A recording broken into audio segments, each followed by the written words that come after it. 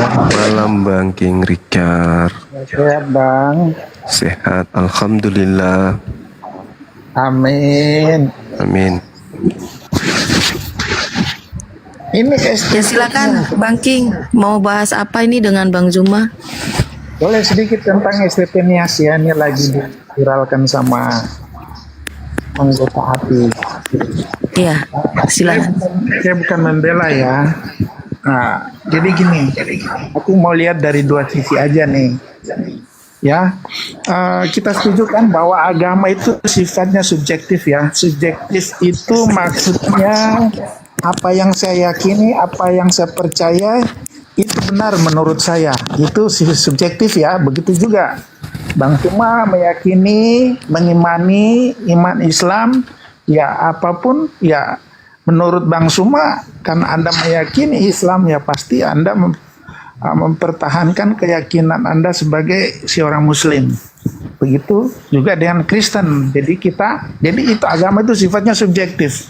Kebenaran menurut keyakinan kita sendiri. Gitu ya. Nah, terkait tentang STP Nias ya.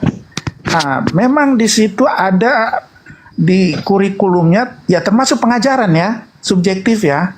Jadi ada ilmu perbandingan agama.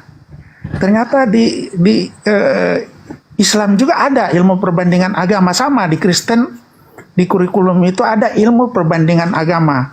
Di situ kan Islamologi ya, ada juga kalau di Islam kan Kristologi ya. Di situ subjektif, isinya subjektif. Jadi masing-masing kita menafsirkan sesuai dengan keinginan kita, sesuai dengan ya misi kita, ya apa yang diajarkan sesuai dengan keyakinan saya. Begitu STT juga, STT Nias, dia juga ada kurikulumnya yang dianggap ya menista lah ya. Karena dia mengambil juga referensi-referensi di luar dari bagaimana mencari referensi yang sesuai dengan keinginan, sesuai dengan penafsirannya. Begitu juga di sekolah, saya ada pernah searching di sekolah Islam Negeri Sumatera Utara. Ada itu namanya Fakultas Usuluddin. Tahu ya? Fakultas Usuluddin itu ada jurusan dakwah, ada jurusan perbandingan agama. Jadi sama kita. Jadi isinya juga di situ menafsir-nafsirkan isi pengajaran di Kristen yang tidak sesuai dengan prinsip keyakinan Kristen. Begitu Bang. Jadi sama juga dengan yang kita ini di room-room kita ini, ya, room-room yang sekarang ini di TikTok ini, ya. Jadi kita bisa menafsirkan agama orang sesuai dengan pikiran kita, tidak sesuai dengan ajaran agama yang ditafsirkan. Gak bisa begitu, Perguso. Iya, ini jelas ini seperti kita ini, ya kan, ada Agatha, ya kan, ada Edis, ada blokir permanen. Ya ada Bang. Kok enak sekali kayak gitu Pak. Jadi kayak gitu. Enak sekali. Seenak jidatmu aja ya. Gitu. Gantian kita ngomong ya.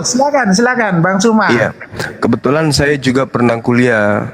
Saya juga pernah ngambil perbandingan agama. Jadi kalau kita membahas tentang persamaan antara di dalam universitas yang membahas tentang perbandingan agama dengan yang STT Nias ini, itu laksana langit dan bumi.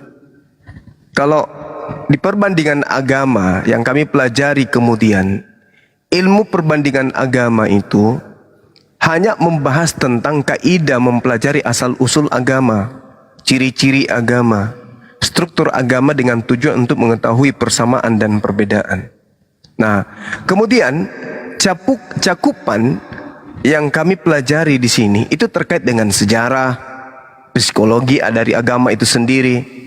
Kemudian ada yang disebut fenomenologi dari agama ini, filsafat agama tersebut. Kemudian sosiologi agama, tidak membahas tentang konsep Tidak membahas tentang kisi-kisi submateri keyakinan orang lain. Tidak. Tak ada kemudian itu membahas tentang kepribadian secara naturalisasi agama yang kemudian dibentuk oleh sekelompok orang. Itu nggak ada. Di dalam ilmu perbandingan, tunjukkan kepada saya, Anda boleh searching sekarang di Google. Kalau ada itu di mata kuliah yang ada di fakultas-fakultas perbandingan agama atau sekolah tinggi atau universitas yang membahas tentang perbandingan agama, itu tidak akan pernah Anda temukan. Berbeda dengan STT ini, betul-betul dia menghantam Islam dengan membabi buta tanpa ilmu. Tak ada ilmunya.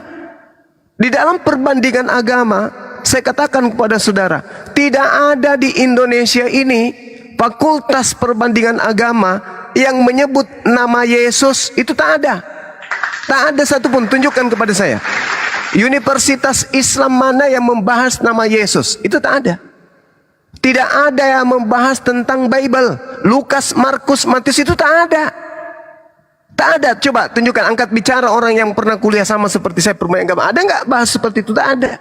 Yang kami bahas, Tuhannya bernama Bapak, nama ibadah, tempat ibadahnya gereja, hari ibadahnya Minggu, nama kitabnya Bible. Itu aja. Tak ada masuk ke dalam Tuhannya begini loh, Tuhannya kayak gini loh.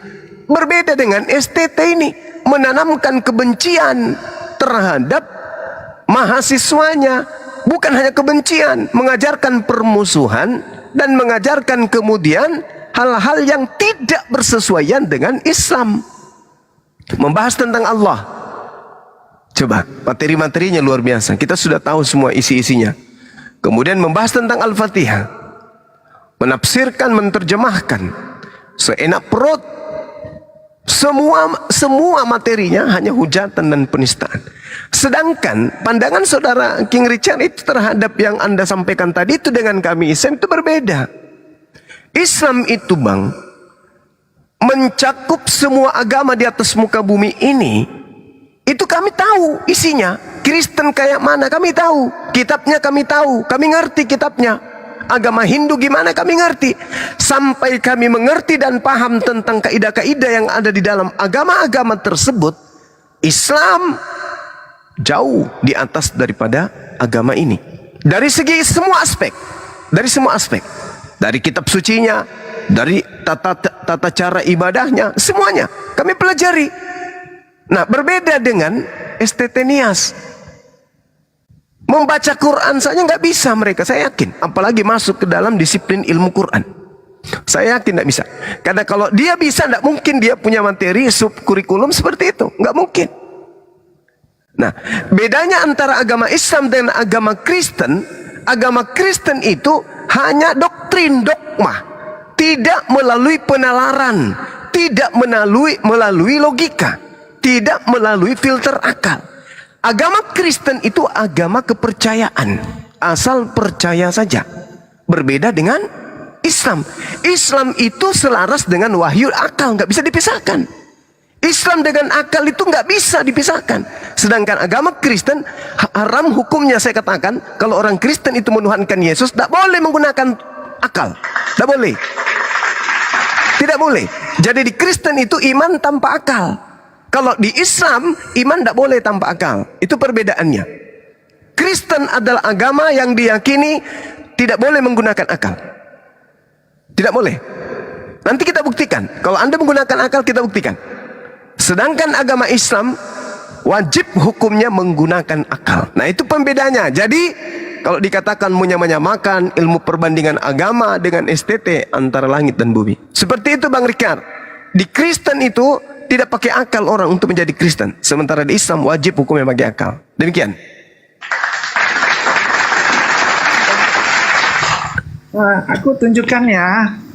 Bisa di ini perbesar dulu kamera saya. Silakan. Ya, boleh ya. Boleh ya. Tunggu.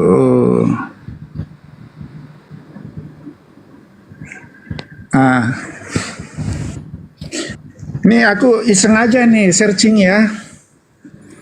Ilmu perbandingan agama, di sini regulasi ketoleransi.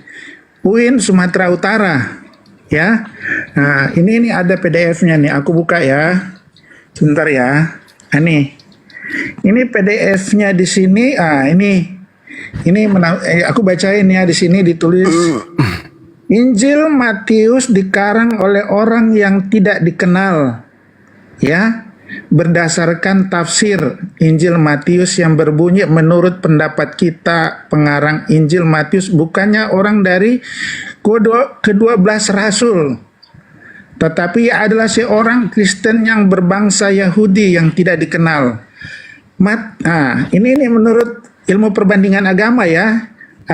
Ini yang dari UIN Sumatera Utara ya. Matius, kalau kita sering diskusi Bang Suma, Matius itu jelas muridnya Yesus, Bang. Pasti Bang Suma sudah tahu ya, Matius itu tertulis loh di Alkitab. Dia adalah pemungut cukai dan dia adalah muridnya, salah satu muridnya Yesus dari ke-12 murid itu. Nah, ini begini nih, Bang. Jadi dikatakan bukan, dia adalah orang Kristen dari Yahudi yang tidak dikenal. Ayat Bible banyak ditambah-tambahkan menurut tafsir Injil Markus karangan, ya kan? Ini banyak terdapat keterangan-keterangan mengenai sesuatu masalah. Yang begini Bang, kalau kita mau berbicara, ini ilmu perbandingan agama ini.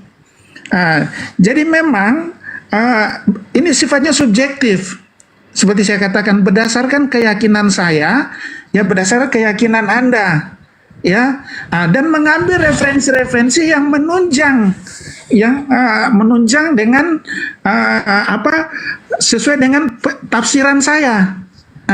Itulah ilmu perbandingan agama. Kalau dibicara tentang kristologis, di sini ada juga ini kristologis, ya.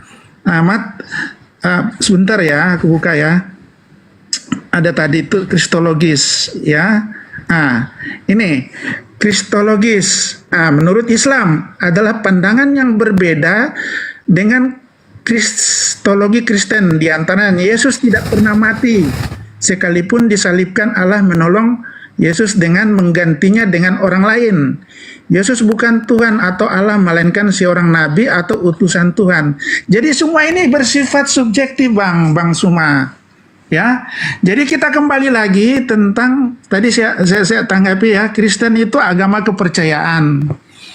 Jadi gini Bang Suma, Kristen, kita memahami Tuhan itu tidak terbatas ruang dan waktu. Jadi kalau kita memakai akal dan logika kita, manusia itu terbatas Bang Suma. Tapi kita percaya bahwa Sang Pencipta itu ada, Tuhan itu ada. Ya, jadi memang kami mengimani, saya rasa juga saudara Muslim, bagaimana Anda bisa mengimani Tuhan yang tidak kelihatan?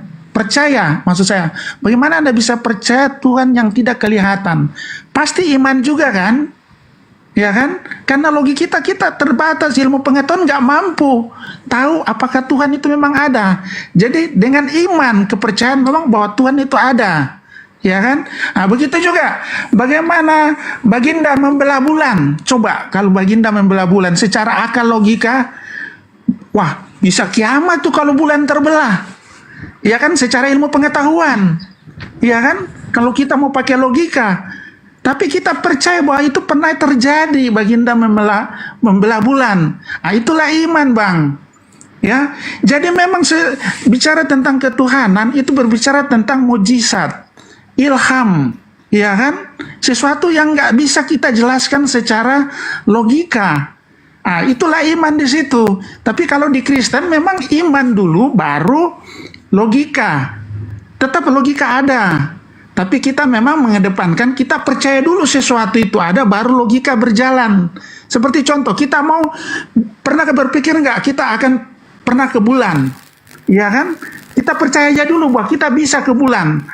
Makanya setelah kita percaya, timbullah akal kita, logika kita, bagaimana cara kita bisa sampai ke bulan. Waktu Ya kan? habis. Itulah dengan pengetahuan. Gitu Bang, silakan Bang Suma. Oke, jadi yang pertama terkait yang Anda tunjukkan itu bukan universitas sedang membuka satu submateri yang terkait dengan perbandingan agama dan itu merupakan materi atau kurikulum yang baku. Itu yang Anda tunjukkan adalah buku ilmu perbandingan agama. Berbeda dengan STT, bukan buku lagi, tapi memang adalah merupakan kisi-kisi submateri fakultas yang ada di sana. Perguruannya, sekolah tingginya yang mengajarkan itu secara mutlak dijadikan sebagai kurikulum. Yang Anda bacakan tadi itu adalah sesuatu yang diceritakan, yang dituliskan oleh orang per orang. Oke? Itu adalah buku perbandingan. Bukan fakultas yang membahas secara baku terhadap mata kuliah itu, enggak. Makanya saya katakan itu tak ada di Islam.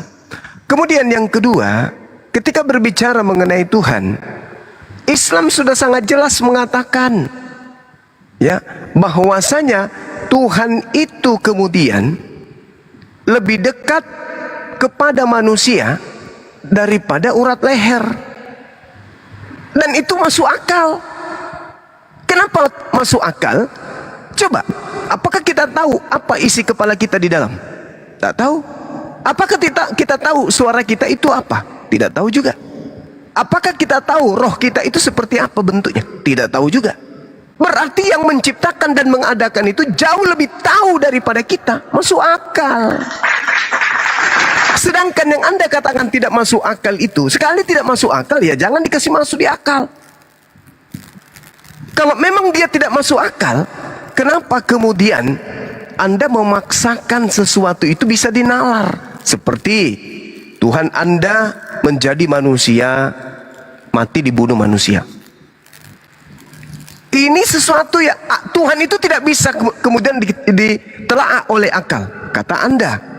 Tapi kenapa Tuhan jadi manusia? Tuhan jadi manusia dibunuh oleh manusia. Menjadikan sesuatu yang tidak rasional. Sedangkan yang dikatakan kemudian Tuhan, bukan Tuhan yang tidak masuk akal. Tuhan tidak bisa dicapai dengan akal, dalam arti kata wujudnya. Wujud Tuhan itu tidak bisa dicapai oleh akal. Seperti apa wujud Tuhan? Akal kita tidak mampu untuk mencapainya. Tetapi keberadaan eksistensi kebesaran Tuhan itu akal mampu menelaah. Sedangkan eksistensi Tuhan Anda jadi manusia, jadi bayi netek sama ibunya, disunat, mati dibunuh manusia, itu yang irasional. Makanya saya katakan Kristen untuk menjadi agama Kristen, penganut agama Kristen tidak boleh pakai akal. Karena Tuhannya tidak masuk akal.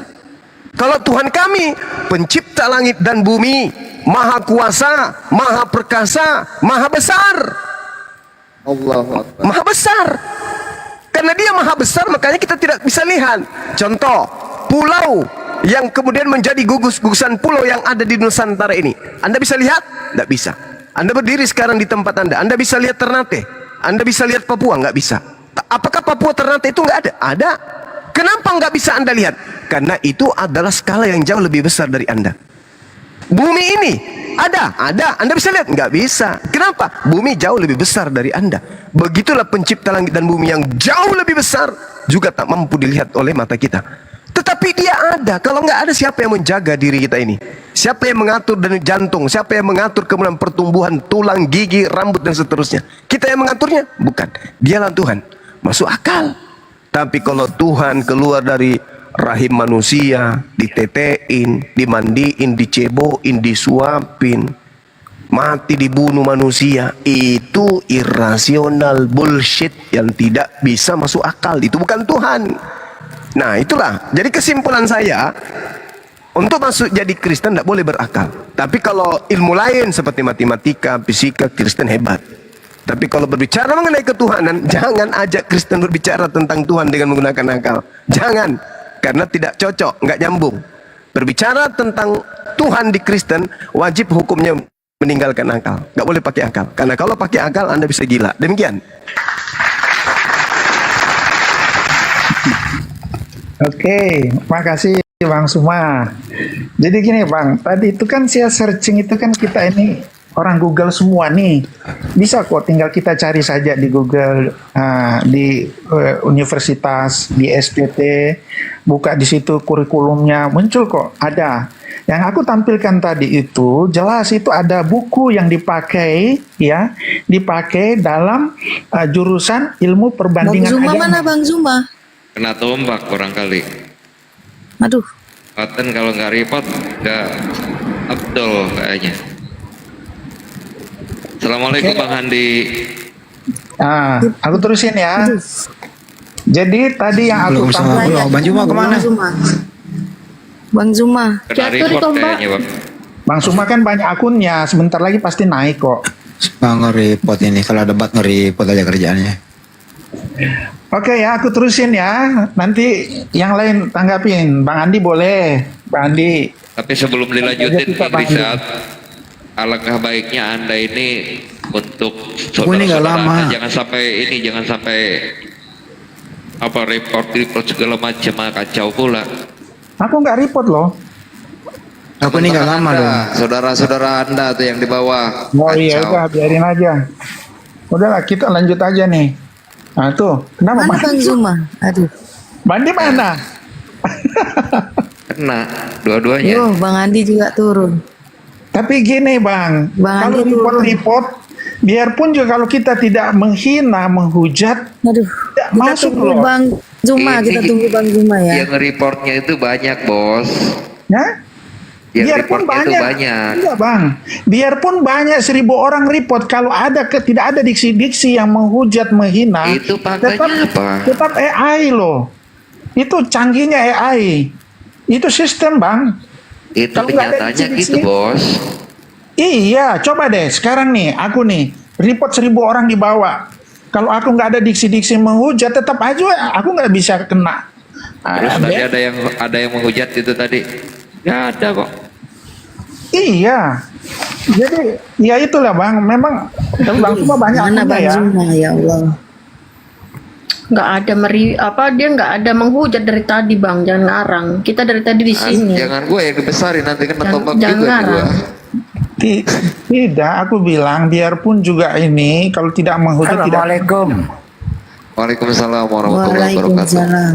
Mas, jadi gini ya, sejak awal ini saya pantau, udahlah tentang agama nggak usah perlu diperdebatkan karena ini mempunyai keyakinan Ini masing-masing. ngapain buat sih? apa?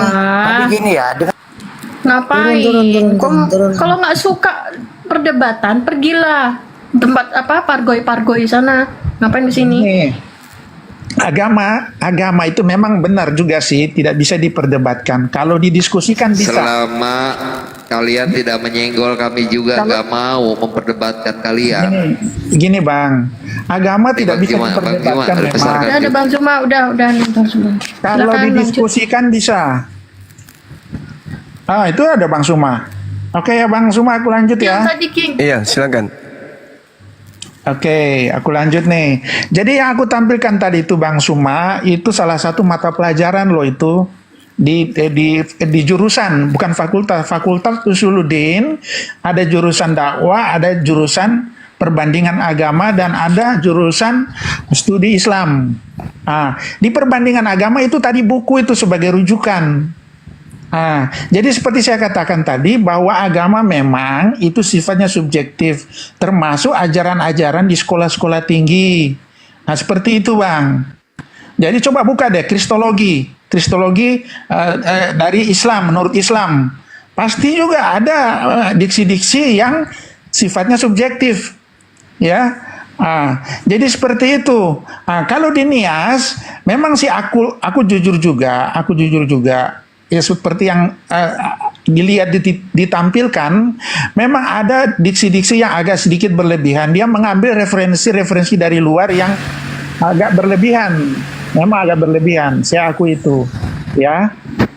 Jadi kalau berbicara tentang ilmu perbandingan agama, tidak jauh, memang sifatnya subjektif sesuai dengan apa yang saya yakini. Seperti itu Bang.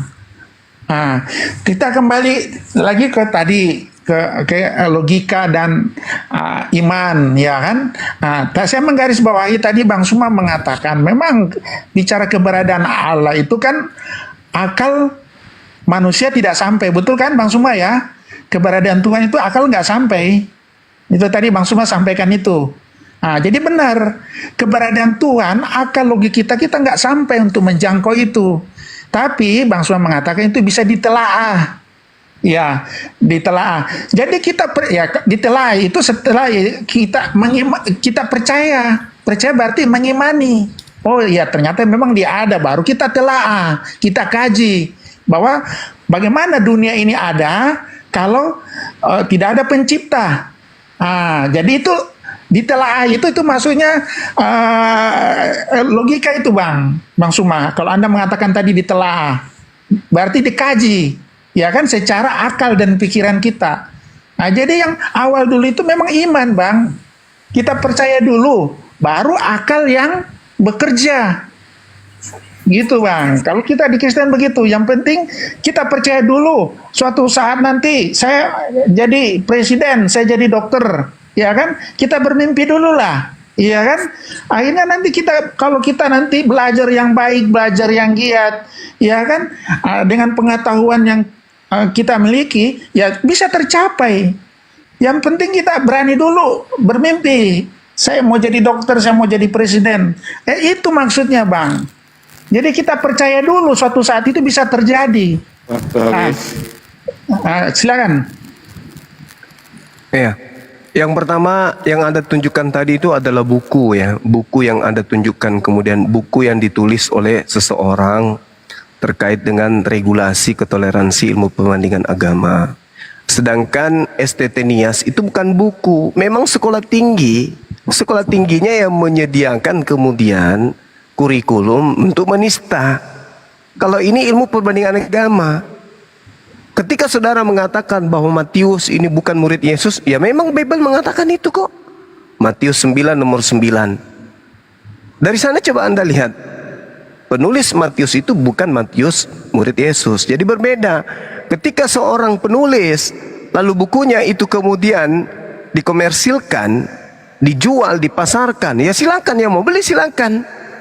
Tapi yang terjadi di STT Nias memang memang kampusnya yang menghina, menghujat Islam tanpa ilmu, secara membabi buta.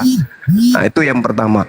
Kemudian yang kedua, saya katakan akal wujud Tuhan itu yang tidak bisa ditelaah oleh akal, bahwa wujud Tuhan itu bentuknya begini, itu yang tidak bisa. Tapi keberadaan Tuhan itu justru akal itulah bukti keberadaan Tuhan. Adanya akal bukti adanya Tuhan. Itu. Sementara di Kristen adanya Tuhan tidak boleh masuk di akal, nggak boleh. Yesus Tuhan tidak boleh masuk di akal. Berbeda. Kalau di Islam adanya akal bukti adanya Tuhan. Tidak bisa kemudian orang yang berakal itu tidak sampai kepada Tuhan. Nah, kenapa Kristen ini tidak bisa sampai kepada Tuhan? Karena itu tadi, saudara mengakui iman dulu, percaya dulu, baru kemudian berakal. Nah, ketika kepercayaan Anda tidak sesuai dengan standar logika, maka Anda akal-akalan. Apa yang terjadi? Oh, yang mati kemanusiaannya. Kenapa demikian? Ya karena Anda sedang mengadakan sesuatu yang tidak rasional. Sesuai dengan pengakuan saudara, di Kristen itu iman dulu, baru kemudian akal. Semisal Anda dikasih air 1 botol, tidak ada merek, tapi putih, Anda minum, ternyata itu adalah air kencing misalnya, tapi bening. Karena orang yang habis pipis di botol itu adalah orang yang banyak minum air, sehingga pipisnya tidak berwarna putih. Anda minum, Anda sudah tahu itu air kencing, tapi Anda ingin meyakinkan orang lain bahwa ini adalah air biasa. Air biasa kok? Enggak kok, bukan air pipis. Apa yang Anda lakukan? Akal-akalan. Oh, ini air biasa loh, cuman memang karena dia begini bla bla bla bla bla bla bla bla bla bla bla bla. Kenapa demikian Anda akal-akalan? Karena sudah terlanjur ngomong, sudah terlanjur minum. Sama seperti Anda menuhankan anak orang, sudah terlanjur menuhankan Yesus, dan akal standar mengatakan tidak mungkin Tuhan itu jadi manusia, tidak mungkin Yesus itu manusia. Tuhan. Apa yang terjadi? Oh, memang yang berbicara seperti itu adalah kemanusiaannya, yang mati itu kemanusiaannya, tapi pada dasarnya hakikatnya adalah Tuhan. Itu cuma akal-akalan. Itulah bedanya kita. Kalau di Islam enggak. Walaqad khalaqnal insan wa na'lamu ma tuwaswisu bihi nafsu. Dan sungguh aku telah menciptakan manusia dan mengetahui apa yang dibisikkan oleh hatinya. Ini sifat Tuhan. Masuk akal enggak? Masuk akal. Wa nahnu aqrabu ilaihi min hablil warid. Dan aku lebih dekat kepadanya daripada urat lehernya sendiri. Masuk akal enggak? Masuk akal. Karena Tuhan itu yang menciptakan alam semesta ini wajib maha mengetahui, wajib maha mendengar, wajib maha melihat. Karena kalau tidak, hancur alam semesta ini. Nah, sedangkan Yesus bisa enggak? Tidak bisa, tapi dituhankan. Yaitu tadi, iman dulu, baru akal-akalan. Kenapa akal-akalan? Karena tidak masuk akal. Seperti itu saudara Rikar, perbedaan antara Islam dan Kristen. Ketika Islam berbicara mengenai agamanya, maka Islam mengedepankan akal sehatnya. Sedangkan Kristen ketika berbicara mengenai agamanya, iman dulu, akal belakangan. Kalau dia tidak bisa kemudian masuk akal, maka dibuatkan dalil. Dalil pembenaran, dalih pembenaran. Seperti itu yang terjadi saat ini. Demikian. Oke, makasih Bang Suma. Nanti Bang Suma bisa jelaskan juga ya. Aku satu bertanya ini, bagaimana Anda bisa menjelaskan ayat di Al-Quran, Al-Quran atau di hadis itu ya, baginda bisa membelah bulan. Itu akal atau iman itu? Dan itu kejadian. Ya, dan itu tertulis di kitab suci. Bagaimana Anda bisa menjelaskan itu akal atau iman? Ya, karena ya kalau bicara akal, menurut saya ya, kiamatlah dunia kalau bulan bisa terbelah. Ya kan? Baginda naik ke atas ke langit ketujuh, itu coba dijelaskan secara akal. Bagaimana bisa dijelaskan secara akal itu? Kalau bukan dengan iman. Nanti Bang Suma bisa jawab. Itu aja dulu sebentar. Silakan Bang Suma. Oke. Satu hal yang perlu saudara pahami. Rasulullah Muhammad sallallahu alaihi wasallam adalah wakil Tuhan. Dan ketika beliau minta kepada Tuhannya untuk kemudian memberikan satu tanda kenabian kepada orang-orang jahiliyah pada masa itu, Tuhan mengizinkan. Apakah itu bisa terjadi? Bisa. Apakah Nabi Muhammad yang melakukan? Bukan. Yang melakukan siapa? Pencipta alam semesta. Pencipta alam semesta ini ketika menghendaki segala sesuatu bisa terjadi nggak? Bisa terjadi. Masuk akal? Masuk akal.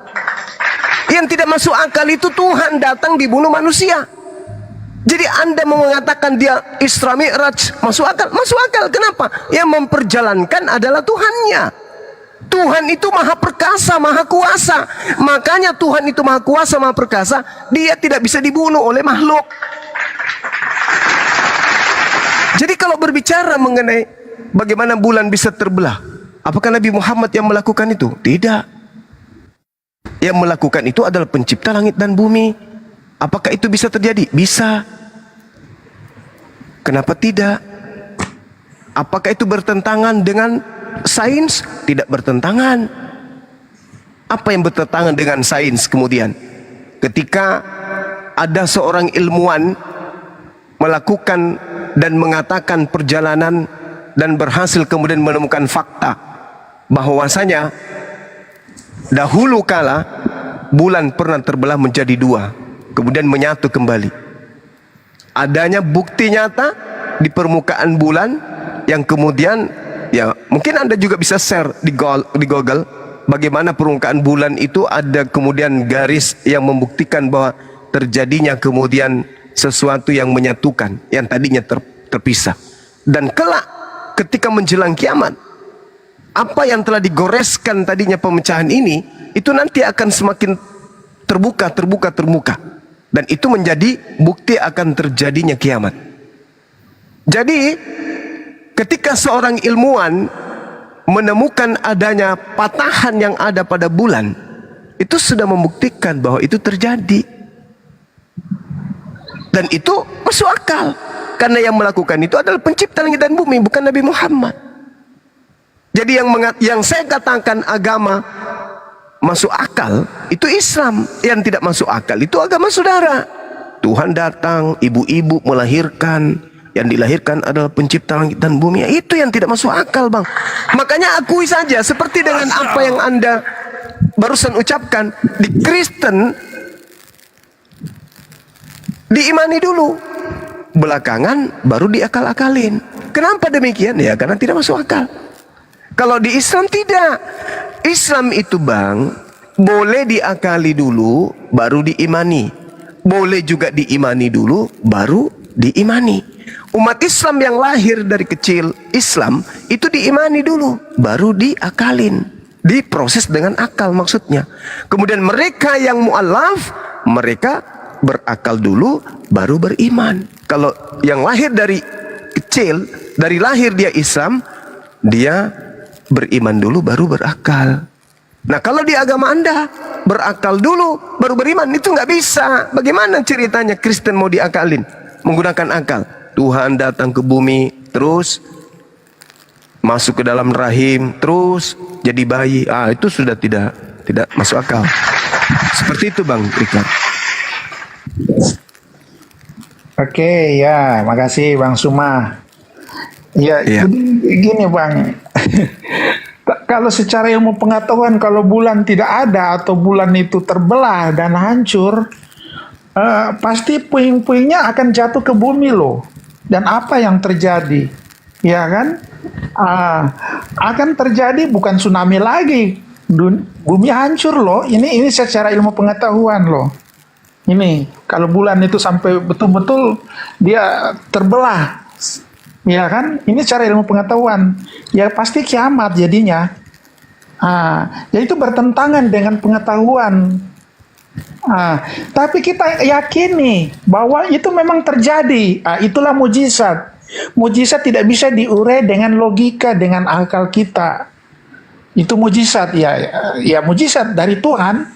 Seperti Anda katakan itu dari Tuhan. Ya, karena ya itu tadi ya kita percaya. Saya pegang tadi Bang Suma mengatakan ya memang keberadaan Tuhan akal jauh dari akal kita. Ya, tapi bisa ditelaah. Itu ditelaah itu ya logika, Bang. Maksudnya gitu, Bang. Jadi kita kembali ke keimanan Yesus. Yesus itu kan memang dijelaskan di Alkitab tertulis. Jadi apa yang tertulis di Alkitab ya kita percaya. Sama seperti di Al-Quran, apa yang tertulis di Al-Quran ya itu memang yang wahyu dari Tuhan, ya kan, dari Allah. Jadi Yesus itu adalah firmannya Bapa ya, yang mengambil wujud manusia. Itu bisa ini kan secara akal. Ya, karena mengambil wujud manusia, firman itu kan perkataan, mengambil wujud manusia yang masuk ke rahim Bunda Maria, ya, dan lahirlah, itulah namanya Yesus. Ya itu bisa secara akal karena kan manusia, ya kan, lahir, ya kan, melalui proses lahir. Tapi ini roh dari Tuhan yang masuk ke kandungan Maria. Roh itu firmannya.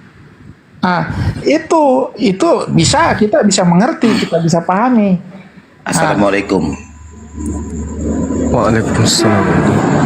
Nah, jadi gitu Bang. Jadi karena Anda nggak mengimani, pasti karena Anda nggak akan percaya.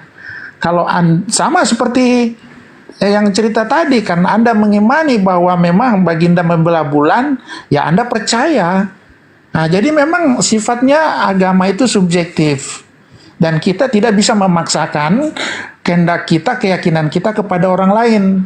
Seperti saya katakan tadi, agama tidak bisa diperdebatkan, tapi bisa didiskusikan. Kalau diperdebatkan, karena kita saling mempertahankan keyakinan kita loh. Karena kalau dibilang perdebatan, pasti kita saling jatuh ujung-ujungnya kalau nggak ketemu saling menghujat. Itu perdebatan. Kalau diskusi, ya kita masih diskusi, masih bicara baik-baik, ya kan? Kalau sudah nggak ketemu ujungnya, ya sudah kita kembali ke imanan kita masing-masing. Itu diskusi, beda dengan perdebatan. Perdebatan ya berbagai macam cara masih dianggap sah, dengan menyerang pribadi, ya kan? Itu masih dianggap sah, itu namanya perdebatan. Kalau diskusi ya kita masih saling menghargai. Inilah keyakinan saya, sudahlah. Itu menurut Anda, saya menghargai keyakinan Anda. Anda juga menghargai keyakinan saya. Nggak bisa memaksakan keyakinan saya kepada Anda. Dan jangan Anda seperti lebih paham tentang keyakinan saya. Karena saya yang meyakini. Saya yang tiap hari baca Al-Quran, baca Alkitab. Kenapa Anda yang lebih pintar dari saya? Kayak gitu, Bang. Silakan. Iya. Iya. Jadi yang saya temukan ketika belajar Bible, Anda sudah menguraikannya tadi. Di Kristen percaya dulu, baru berakal. Sementara saya mengkaji Bible, saya akal dulu. Dan setelah saya membaca Bible, akal saya menguraikan item-item kebenaran itu bertentangan dengan imannya orang Kristen. Yesus itu pada mulanya firman, betul. Tetapi bukan pada mulanya Tuhan. Kesalahan Kristen, Yesus itu pada mulanya Tuhan, menjadi manusia. Di mana Tuhan adalah firman itu sendiri. Padahal Bible sendiri menguraikan. Lukas 1 misalnya, nomor 31. Sesungguhnya engkau akan mengandung dan akan melahirkan seorang anak laki-laki, dan hendaklah engkau menamai dia Yesus. Itu adalah firman.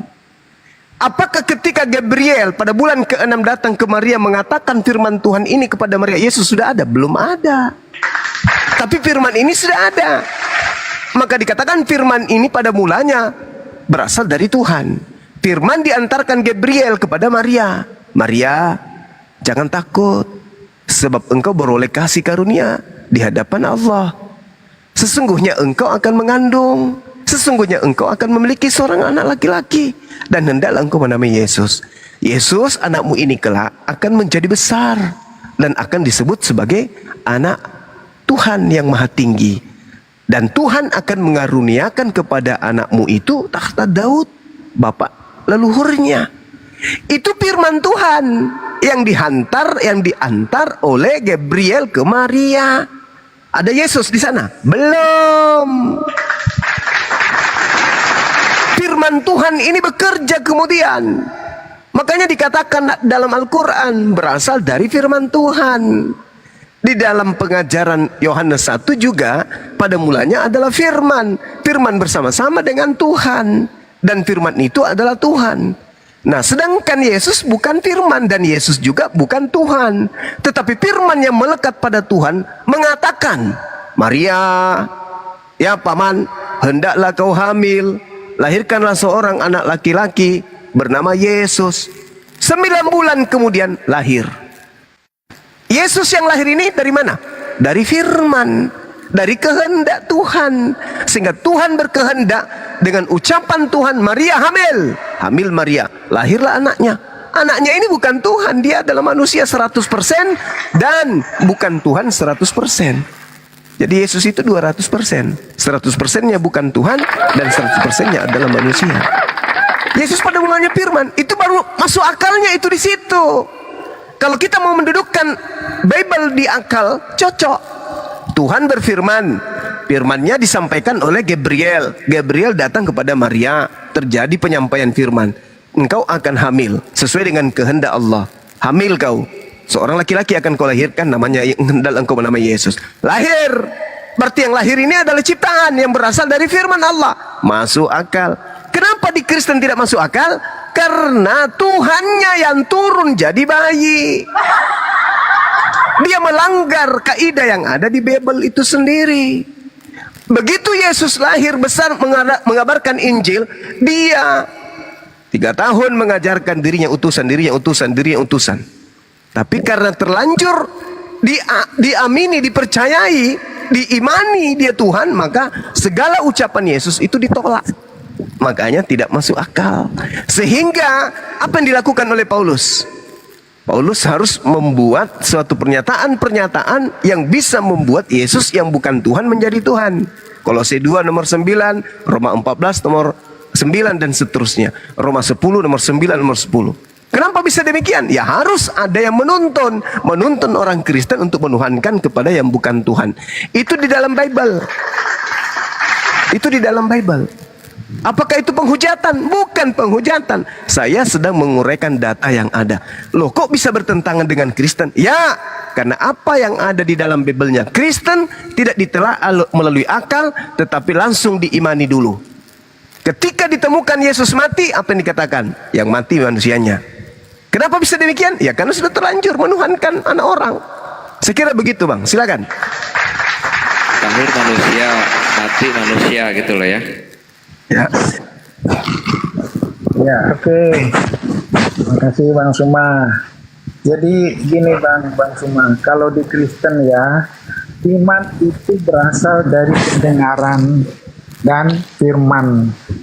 Iman adalah kerelaan seseorang untuk mengorbankan diri dan imannya, itu menurut Kristen. Sedangkan logika adalah kemampuan akal yang diberikan Tuhan kepada manusia dan merupakan filsafat. Ya, logika itu termasuk cabang ilmu filsafat. Ya, ilmu pengetahuan.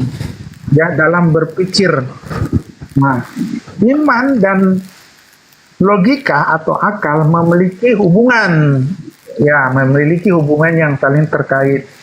Melalui iman, kita dapat memahami banyak hal yang tampak tidak masuk akal. Jadi saya ulang ya, dengan iman kita dapat memahami banyak hal yang tampak tidak masuk akal.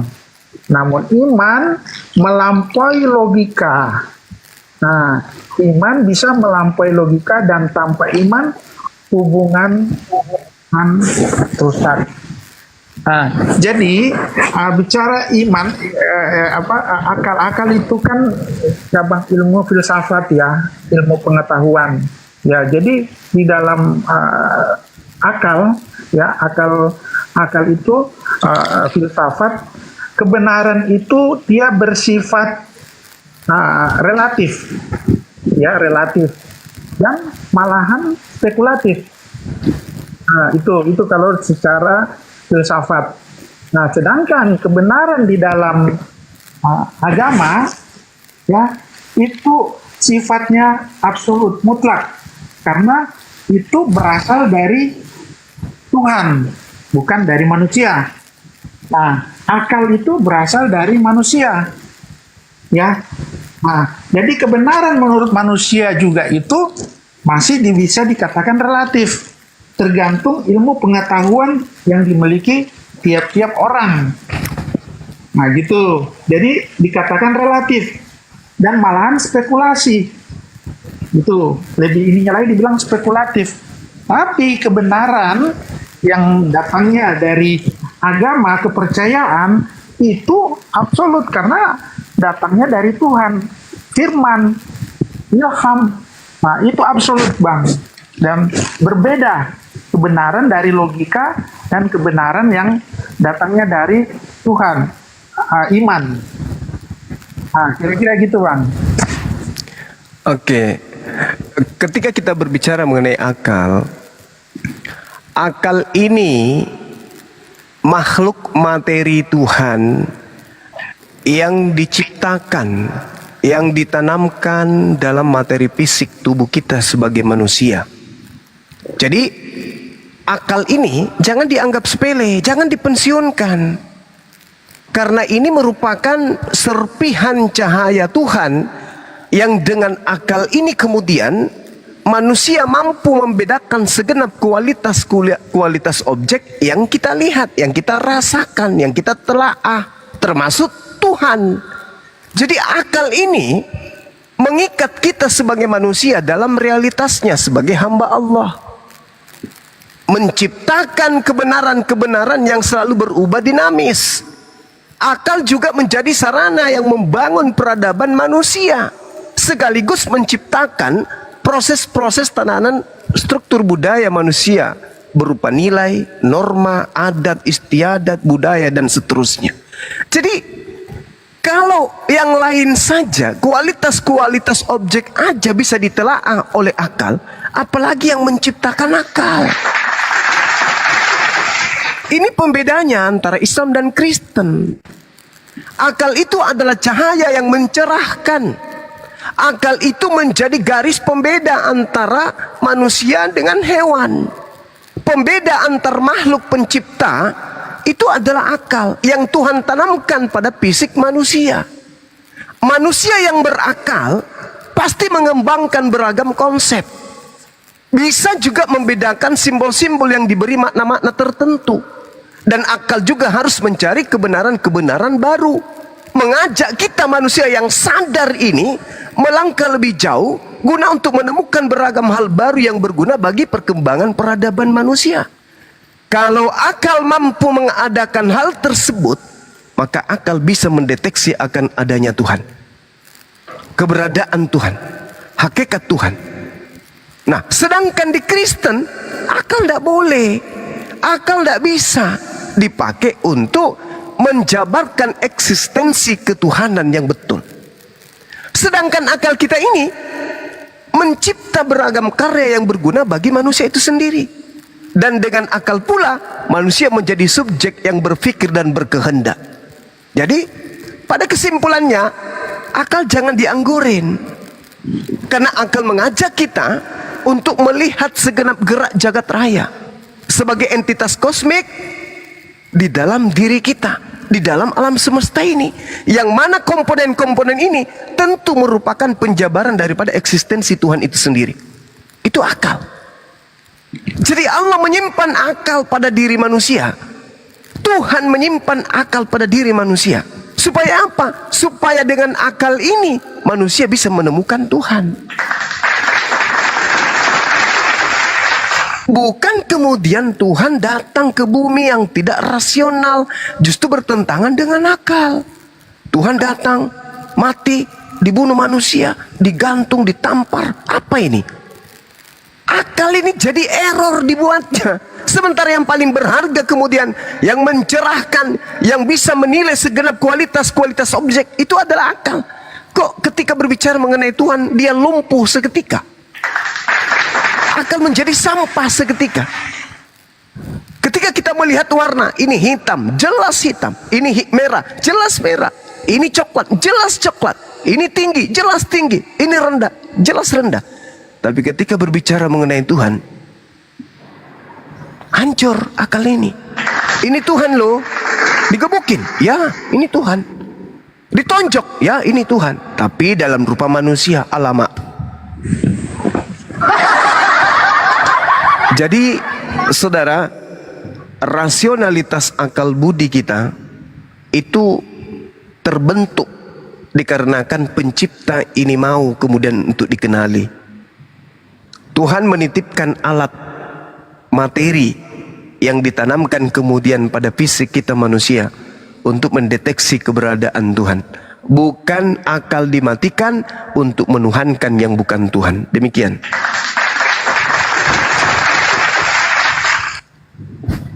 Oke, jadi gini, masih ke akal dulu ya, logika masih kita sedikit ya, baru nanti kita ganti topik lain.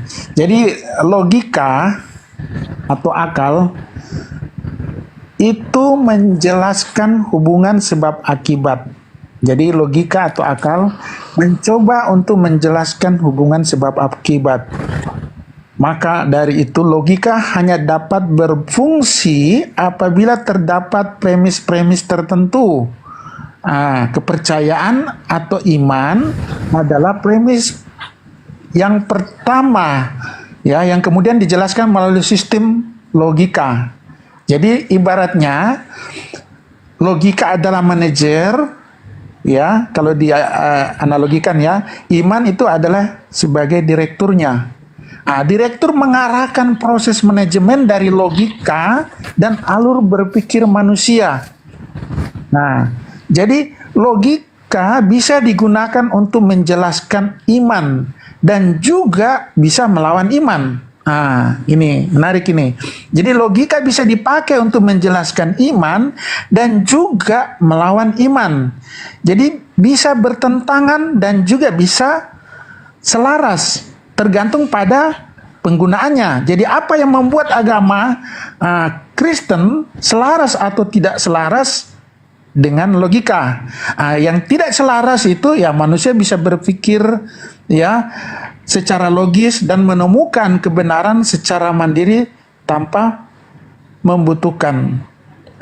Yang selaras tanpa membutuhkan Tuhan, maksud saya. Ya, jadi yang tidak selaras ya, logika ya. Manusia berpikir secara logis dengan menemukan kebenaran secara mandiri tanpa membutuhkan Tuhan. Itu yang tidak selaras. Makanya banyak ateis-ateis ya yang menggunakan akal logikanya dia dan mereka tidak percaya apa yang saya lihat ya, apa yang saya percayai, dia berdasarkan logikanya. Karena kalau bicara tentang iman sesuatu yang nggak terlihat, percaya. Tapi kalau orang menggunakan akal logika, apa yang saya tidak lihat, mana saya mau bisa percaya? Itulah banyak orang-orang ateis di Eropa. Ya, mereka menggunakan akal logikanya, tidak dengan iman. Jadi yang selaras ya logika manusia diarahkan untuk memahami makna iman dan menerapkannya dalam berpikir dan kehidupan sehari-hari.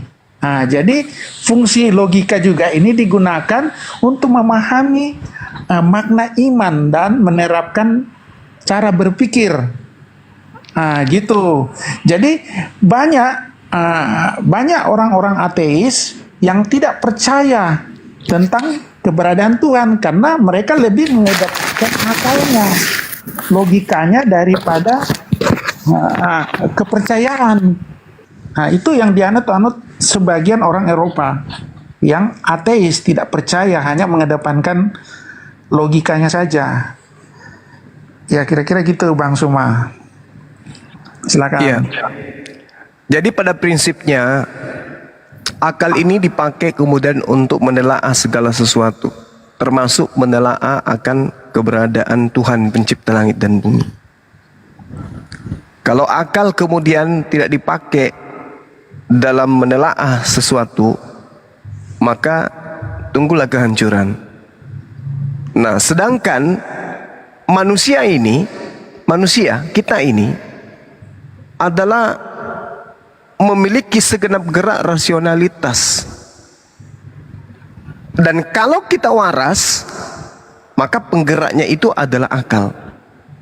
Kita punya etika, kita punya moral, kita punya budi pekerti, kita perasa. Itu semua digerakkan kemudian oleh satu entitas utama, yaitu akal, yang kemudian akal ini bisa berfungsi dengan adanya ruh yang ada pada diri kita sebagai manusia.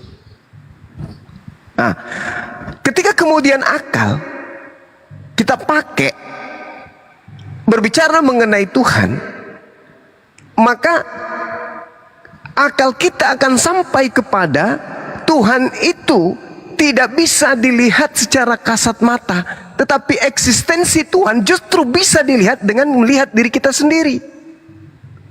Karena siapa kita manusia ini? Coba, tangan ini bukan punya kita. Mulut yang kita pakai berbincang ini bukan punya kita.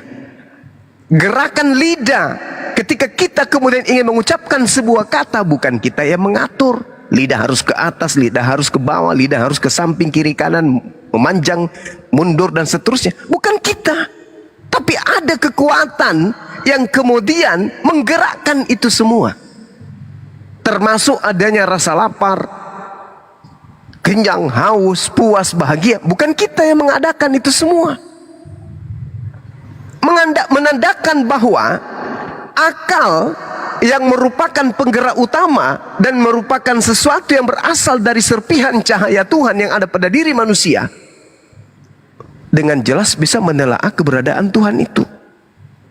Nah, sebelum terlalu jauh, kita bandingkan dengan konsep bertuhan di dalam agama Kristen. Akal tidak bisa dipakai untuk menelaah itu. Artinya, ketika kita tanya orang Kristen nih, pada masa apa kalian tidak menggunakan akal? Orang Kristen akan mengatakan, setiap saat kami menggunakan akal. Telah apapun kami menggunakan akal. Tapi ketika kami menelaah Tuhan kami, akal kami tidak pakai. Karena kalau pakai akal, tentu Yesus bukan Tuhan.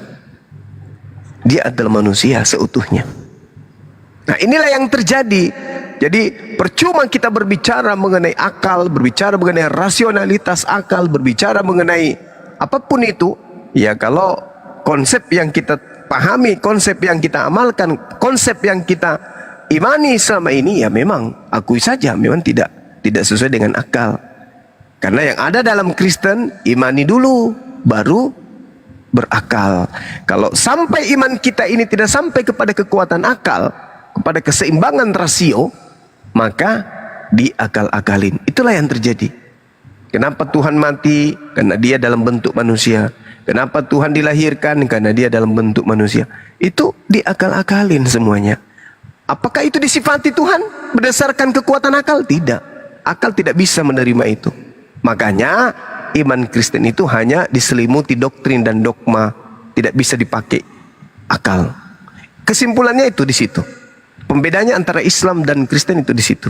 Kristen ketika berbicara mengenai agama Kristen dalam kaitannya dengan keyakinannya, dalam konsep bertuhan tidak boleh pakai akal, pakai iman. Tapi kalau di Islam wajib hukumnya menggunakan akal, tidak bisa tidak. Dalam masa apapun akal harus tetap digunakan. Demikian.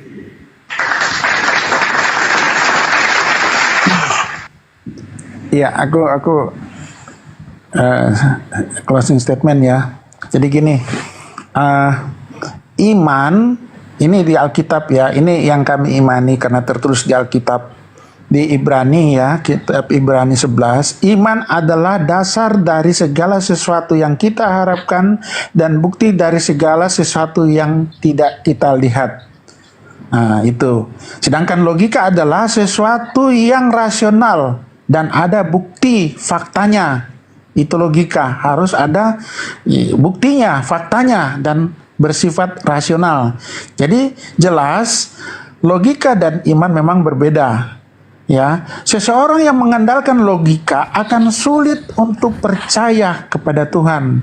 Karena hanya dengan iman, ya, seorang dapat percaya akan adanya Tuhan. Nah, di kitab Yohanes, Yesus berkata, karena engkau telah melihat aku, maka engkau percaya. Tapi berbahagialah yang tidak melihat, namun percaya. Gitu. Ya. Dampak dari mengandalkan logika, ada dampaknya Bang, kalau kita hanya mengandalkan logika. Pertama ya, ini orang-orang ateis ini ya. Orang ateis ini yang hanya mengandalkan logika. Bukan berarti Bang Suma saya katakan ateis, bukan, enggak gitu Bang. Jadi ada dampak kalau kita hanya mengandalkan logika, yaitu khawatir. Orang-orang percaya akan mengandalkan logika, sering merasa khawatir tentang kesehatannya, khawatir tentang masa depan, khawatir tentang keselamatan. Ada ketakutan, ya, karena apa yang terjadi sekitar kita, misalnya ya kejadian-kejadian bencana alam, ya kan, ya, itu ketakutan, ya. Akhirnya kita berbagai cara melindungi diri dengan berbagai cara untuk terhindar dari mara bahaya itu. Seperti kejahatan juga, kita takut akan ada orang-orang yang jahat terhadap kita. Dan dalam hidup kita juga merasa lelah hanya karena mengandalkan logika, mengalami stres, ya. Itu. Jadi kadang kita stres, tidak percaya kepada Tuhan. Ini orang ateis ini, ya, mereka mengalami stres. Sebaliknya, jika kita mengandalkan iman, ya, kita percaya mujizat Tuhan akan terjadi kepada kita, ya, seperti di Alkitab, ya, Tuhan bisa membangkitkan orang mati, mengusir setan, bisa memberi makan 5.000 orang, ya kan, atau menyembuhkan orang sakit, ya. Karena ya itu, kita percaya Tuhan ada menyertai kita, ya, selalu melindungi kita. Terus ada kepastian, kepastian dalam janji-janji Tuhan, ya kan? Ketika kita setia kepadanya, Tuhan menjanjikan keselamatan. Yesus mengatakan, di rumah Bapakku banyak tempat tinggal, aku akan menyediakan tempat bagimu. Itu surga. Jadi ada kepastian keselamatan, dan Tuhan pasti melindungi kita. Itu karena kita percaya Dia, pasti Tuhan melindungi kita, menjaga kita dari segala bahaya atau segala kejahatan. Dan dalam hati kita, ya, ada sukacita, ada damai sejahtera. Itu karena iman, ya. Bukan kalau orang ateis, ya pasti mereka nggak percaya itu. Ya itulah, orang ateis banyak yang cepat stres, banyak yang akhirnya bunuh diri karena lebih kental logika daripada imannya. Ya kira-kira begitu Bang Suma. Ya, baik.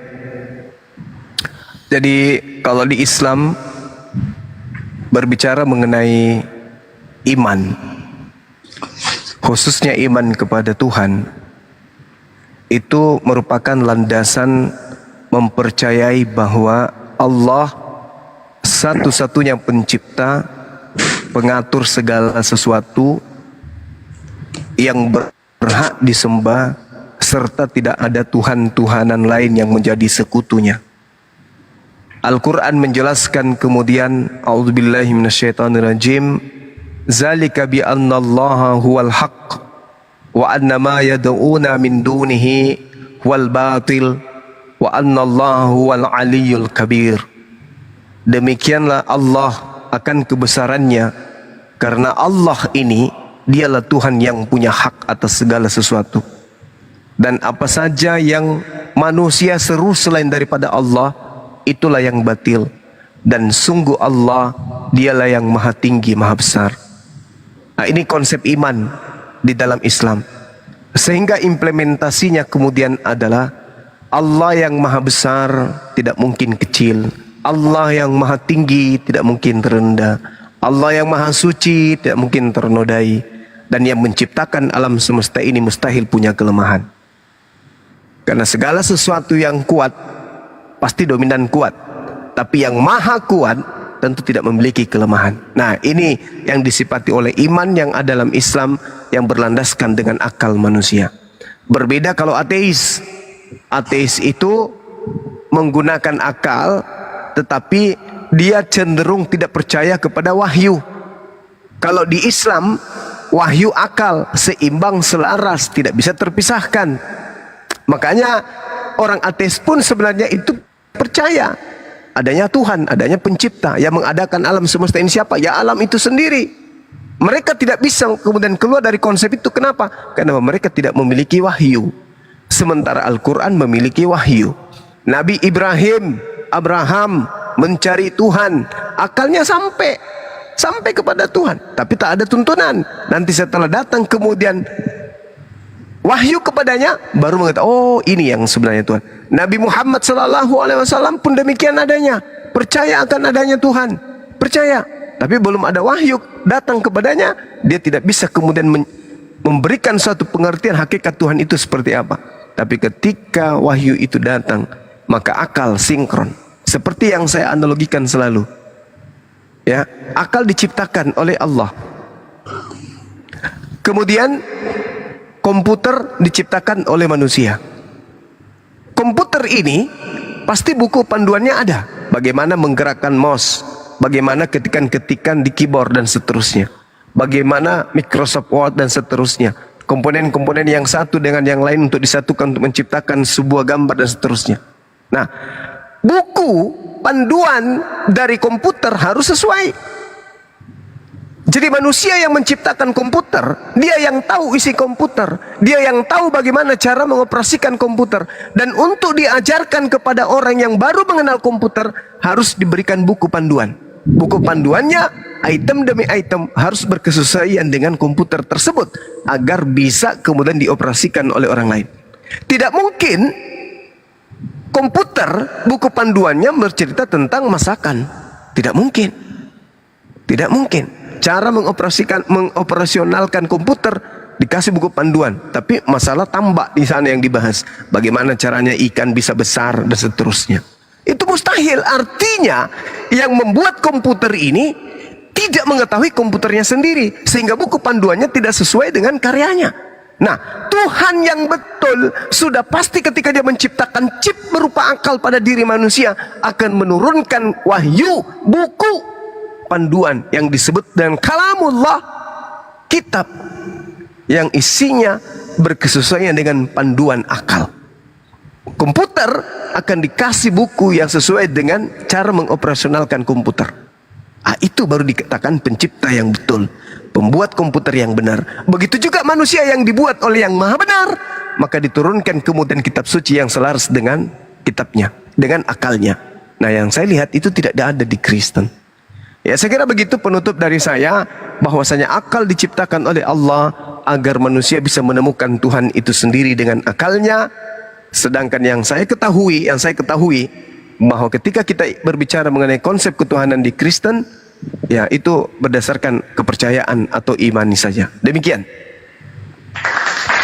Silakan mungkin teman yang lain mau menambahkan, waktu dan tempat kami serahkan. Silakan. Oke, terima kasih Bang Juma dan Bang King. Kita sapa dulu deh yang baru naik. Bang O. Buka mute-nya Bang. Agamanya apa Bang? Ya, silakan kalau ada Kristen yang lain mau bantu. Iya ini